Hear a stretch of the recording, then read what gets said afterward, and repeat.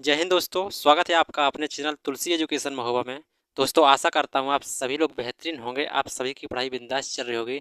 तो प्यारे साथियों, आज से हम फिर से शुरू से बिल्कुल प्रैक्टिस सेट नंबर 1 से स्टार्ट करेंगे। एसएससी जीडी मैथ का प्रैक्टिस सेट नंबर 1। तो सभी साथी क्लास को सभी दोस्तों तक जरूर शेयर कर देंगे प्यारे साथी। और आप सभी लोग जानते हैं कि जो एसएससी जीडी का एग्जाम है वो फरवरी से स्टार्ट होने वाला है और सभी साथी अपनी तैयारी को बेहतर करने में लगे होंगे। तो प्यारे दोस्त, ठीक मैं आपके सामने वैसे ही मैथ का प्रैक्टिस सेट लेकर आया हूं, जिसमें आप अपनी मैथ को मजबूत कर सकते हैं।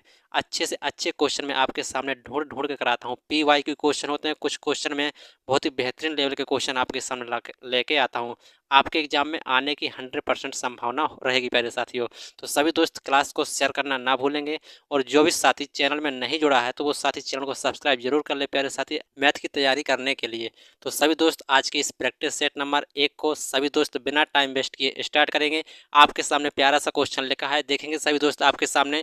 क्वेश्चन नंबर 1 बड़ा ही प्यारा क्वेश्चन है। सभी दोस्त क्वेश्चन को बिंदास तरीके से पढ़ेंगे और आपका जो भी ऑप्शन हुआ करे कमेंट के माध्यम से सभी दोस्त प्रत्येक क्वेश्चन का जवाब बताया करेंगे। और प्यारे दोस्त, आपको जो भी समस्या हो, जो भी डाउट हो, आप कमेंट के माध्यम से पूछ सकते हैं। आपके सामने कॉन्टैक्ट नंबर भी आता है प्यारे दोस्त, तो आप कॉन्टैक्ट नंबर से भी पूछ सकते हैं।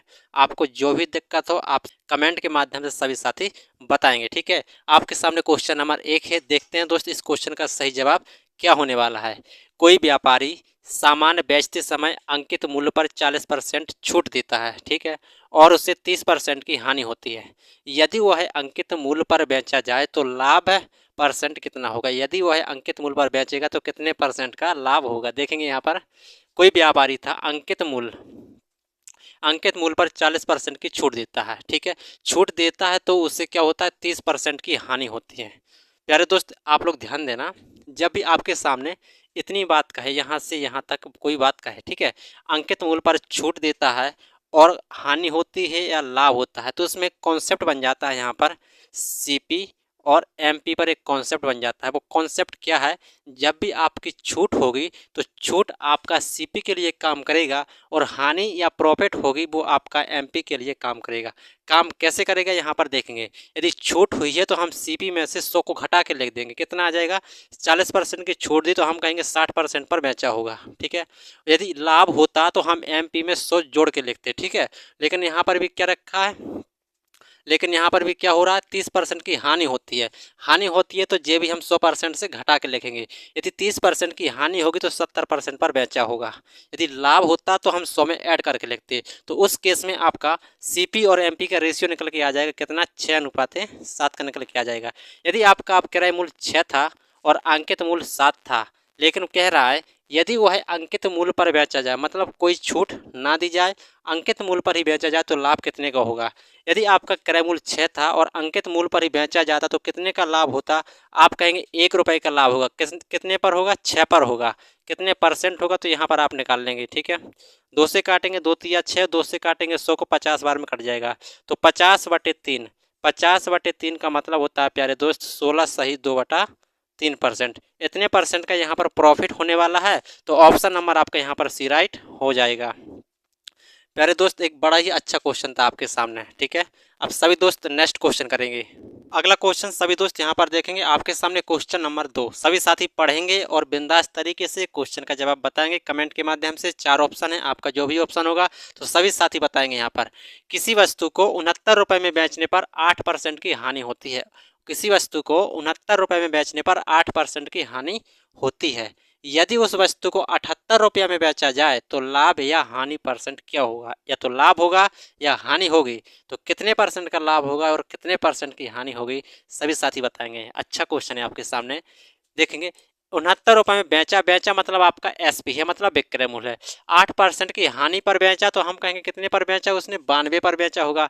तो 92% की वैल्यू कितनी है, आप कहेंगे आपका हो जाएगा 69। कितना हो जाएगा, 69। तो यहाँ पर निकालेंगे 1%।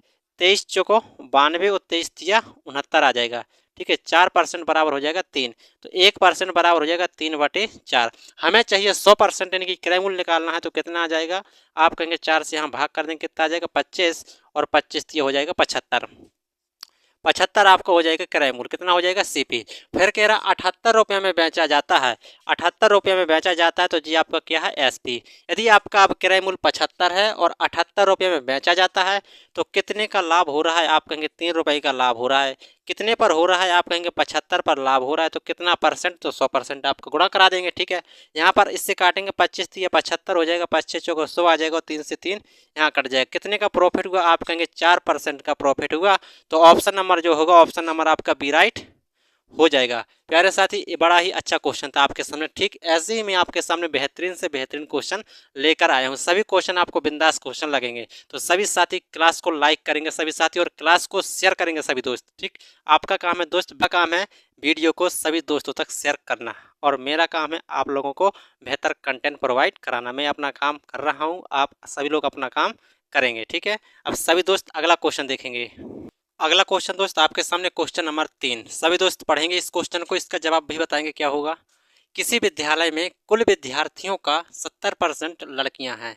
किसी विद्यालय में कुल विद्यार्थियों का 70% लड़कियां हैं और लड़कों की संख्या 510 है, तो विद्यालय में कुल विद्यार्थियों की संख्या कितनी थी। आपको बताना है विद्यालय में टोटल लड़के प्लस लड़कियां यानी कि कुल विद्यार्थियों की संख्या कितनी थी। 850 थी कि 1700 थी कि 1830 थी कि 1400 थी। देखेंगे यहाँ पर कुल विद्यार्थियों का 70% कौन है, लड़कियां हैं।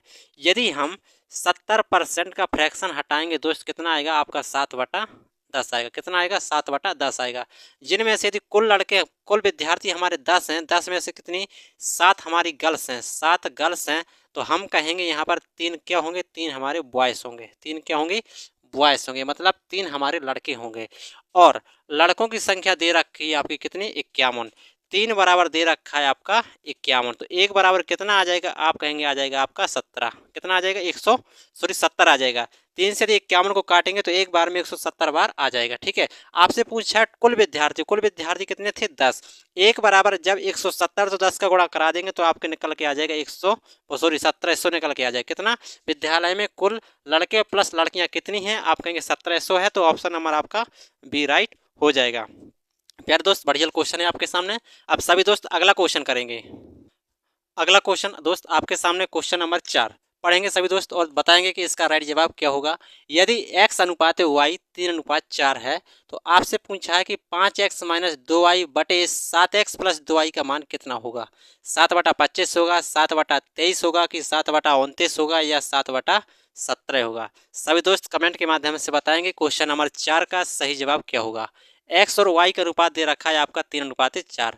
x बटे वाई का अनुपात है 3/4, तो हम कहेंगे x बराबर 3 है और y बराबर 4 है। हमें इसमें मान रखना है, देखेंगे 5, x का मान कितना है 3 तो आ जाएगा 3, -2y का मान कितना है 4 तो आ जाएगा 4। ठीक है, बटे में कितना है 7, x का मान है 3 प्लस और 2y का मान है कितना 4 आ जाएगा। इसको गुणा कर लेंगे, 5 तिया 15 और 4 दूना 8, 15 में से 8 जाएगा, बचेगा आपका 7।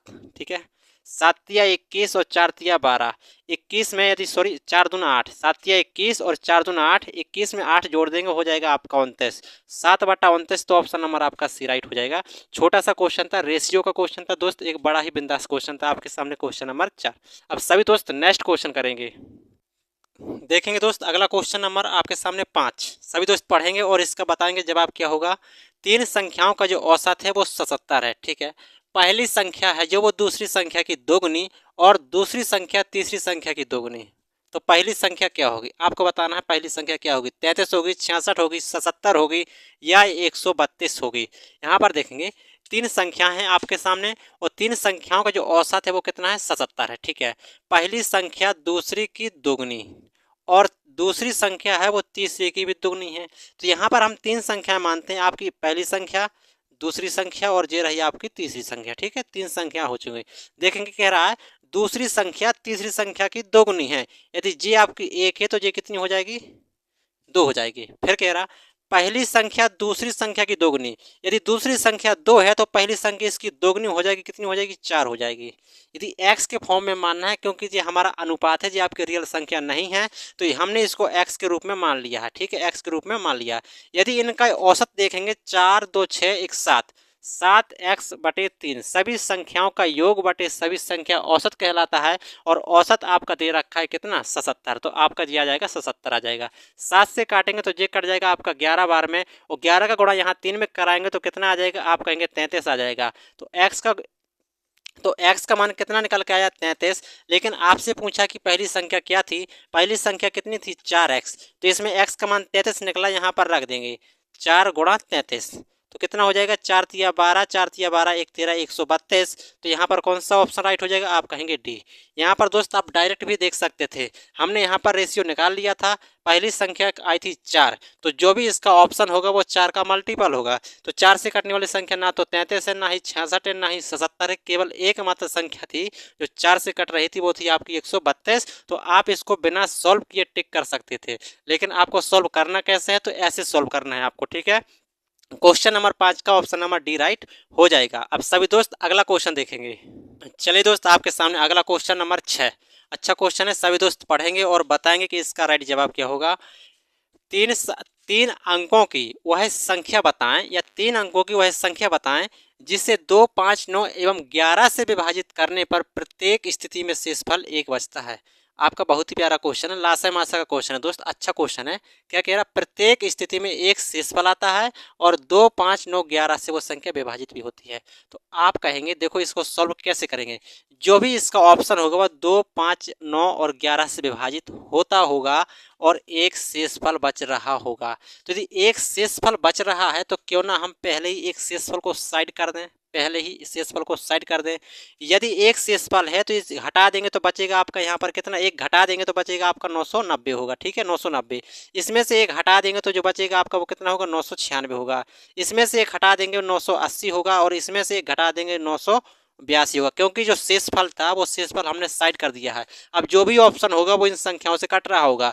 लास्ट में आया 0, लास्ट में 0 है, वो संख्या 5 से कट रही होगी, इनमें 0 नहीं है तो जे नहीं कटेगी और जे नहीं कटेगी। बात क्लियर, ठीक है। लास्ट में 0 है तो वो संख्या 5 से कटेगी, जबकि इन दोनों में 5 है नहीं तो वो संख्या आपकी 5 से नहीं कटेगी, ठीक है। और फिर देखना है आपको 2 से कौन सा कटे, 2 ये दोनों संख्या आपकी कटेंगी। अब देख लो आप 11 से, जो भी ऑप्शन होगा वो 11 का मल्टीपल होगा। 9 और 9 ये आपका 11 से कटेगा, जे आपका 11 से नहीं कटेगा, आपका जे भी नहीं होगा। तो यहाँ पर ऑप्शन नंबर आपका भी ए राइट हो जाएगा। आपने सॉल्व नहीं किया और आपने जवाब भी बता दिया। तो कैसे करना है इस तरह के क्वेश्चन को, ऐसे करना है, आप सभी लोगों ने देखा होगा, ठीक है। अब सभी दोस्त अगला क्वेश्चन करेंगे। अगला क्वेश्चन दोस्त आपके सामने है क्वेश्चन नंबर 7, पढ़ेंगे सभी दोस्त और बताएंगे कि इसका राइट जवाब क्या होगा। कितने समय में 100 रुपए की राशि, कितने समय में 1000 रुपए की राशि 20% वार्षिक की दर से 1331 रुपया हो जाएगी, जबकि ब्याज आपकी 6 माही लगती है। कितनी कैसी लगती है, 6 माही लगती है। ऑप्शन नंबर है आपका 1.5 वर्ष लगेगा, 2 वर्ष लगेगा, 1 वर्ष लगेगा या 2.5 वर्ष लगेगा। सभी दोस्त इस तरह के क्वेश्चन को कैसे करेंगे ध्यान देंगे। 1000 रुपए की राशि थी, जबकि जो दर थी वो आपकी 20% कैसी थी, वार्षिक थी, लेकिन आपको चाहिए कैसी, 6 माही संयोजित हो रही। तो ध्यान देना सभी दोस्त, जब आपकी प्रति 6 माही हो तो उस केस में आप क्या करेंगे, दर को आधा कर देंगे, दर को आधा कर देंगे, ठीक है। यदि यहाँ पर देखेंगे हमारा आर था 20%, ठीक है। यदि हमारी 6 माही लग रही है तो उस केस में हमारा आर कितना लगेगा, इसको आधा कर देंगे, हमारा आर लगेगा आप 10% लगेगा। और वार्षिक थी मतलब आपका जो टी था वो आपका कितना था, 1 साल का था, लेकिन हमें चाहिए 6 माही। तो यदि देखेंगे 1 साल में यानी कि 12 महीने में 6 महीने का देखेंगे तो आपके 2 छमाही बन जाएंगे। तो हमें उस केस में जो टी लेना पड़ेगा वो कितने साल कितनी 6 माही हो जाएंगी, हम कहेंगे 2 छमाही हो जाएंगी।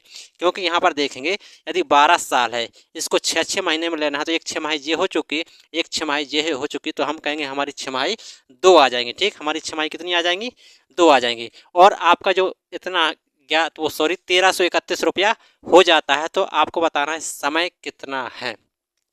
ध्यान देना, आप सभी लोग जानते हैं जो आपका फॉर्मूला होता है वो कितना होता है।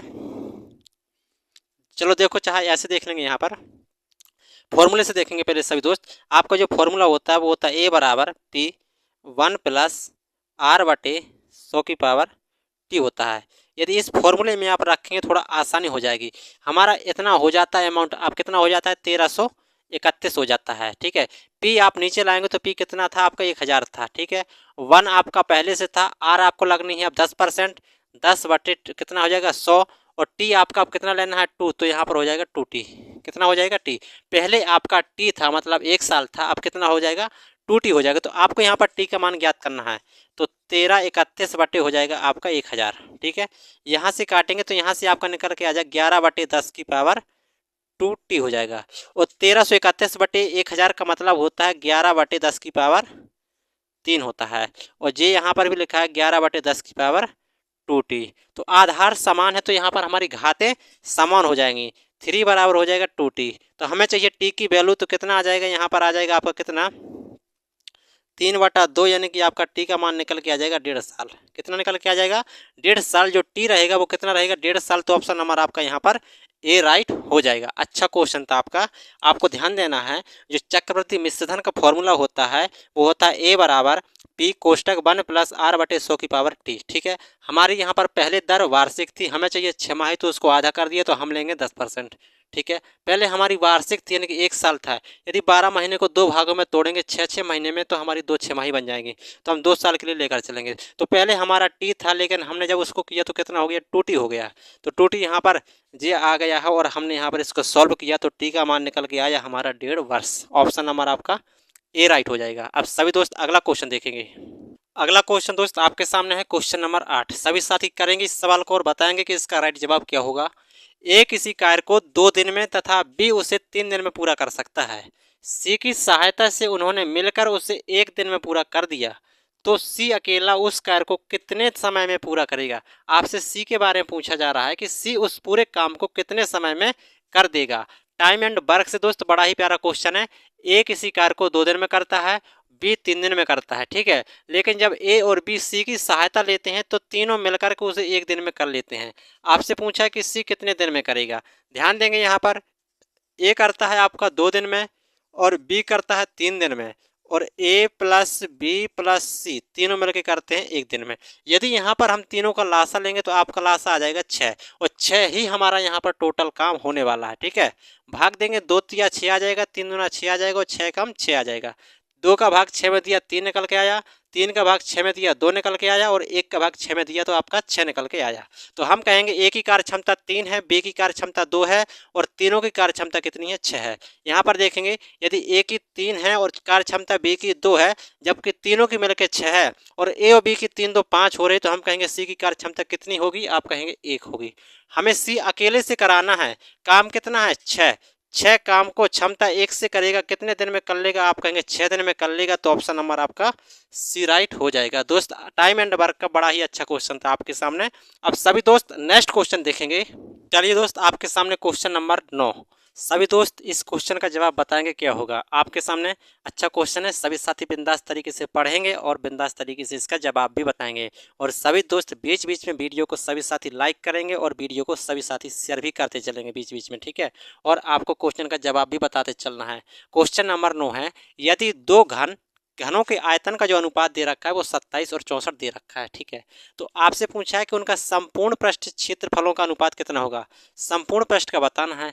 आपके सामने 2 घन है, तो घनों को यहाँ पर घन का आयतन कितना होता है, आप कहेंगे ए क्यू होता है, तो A1 का क्यू और बटे में आ जाएगा A2 का क्यू। इनका अनुपात कितना है, आप कहेंगे कितना है 27/64 हो जाएगा। तो भुजा कितनी आ जाएगी, A1 और A2 की भुजा निकल के आ जाएगी। इसका घनमूल तोड़ देंगे, आ जाएगा आपका 3 और 4।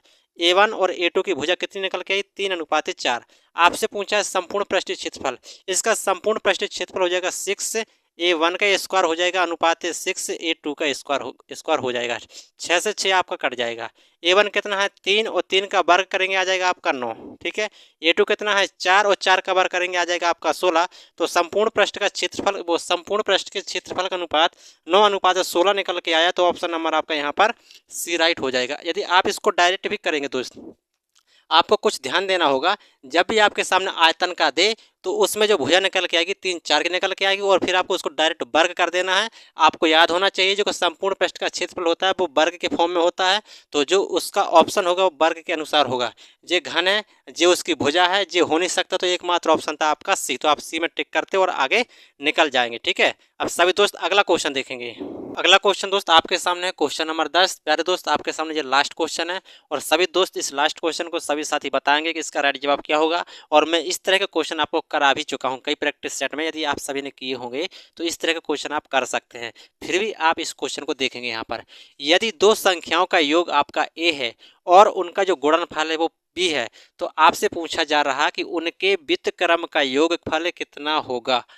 Option number A 1/a plus 1/b होगा, या b/a होगा, या a/b होगा, या 1/ab होगा। ठीक है, देखेंगे हमने अपनी तरफ से दो संख्या मानी, यहाँ पर a और b के फॉर्म में लिखा है, तो हम संख्या a और b ना मान के हम संख्याओं को मानते हैं कि संख्या x और y थी और उनका योगफल दे रखा है कितना a, तो हमारा जे हो जाएगा। ठीक है, और उनका गुणनफल यानी कि x इंटू वाई दे रखा है आपका b।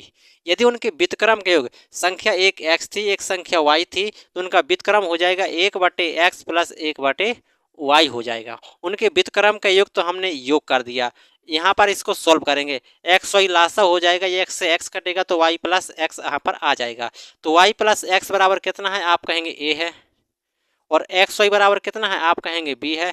तो उनके व्युत्क्रम का योग कितना निकल के आया, ए बी निकल के आया, 1/ab सॉरी a/b निकल के आया। तो यहाँ पर आपका ऑप्शन नंबर सी राइट हो जाएगा। बहुत ही अच्छा क्वेश्चन था आपके सामने क्वेश्चन नंबर 10। तो सभी दोस्त आज की इस क्लास को बताएंगे कि आपको आज की क्लास कैसी लगी, और सभी दोस्त क्लास को शेयर जरूर करेंगे।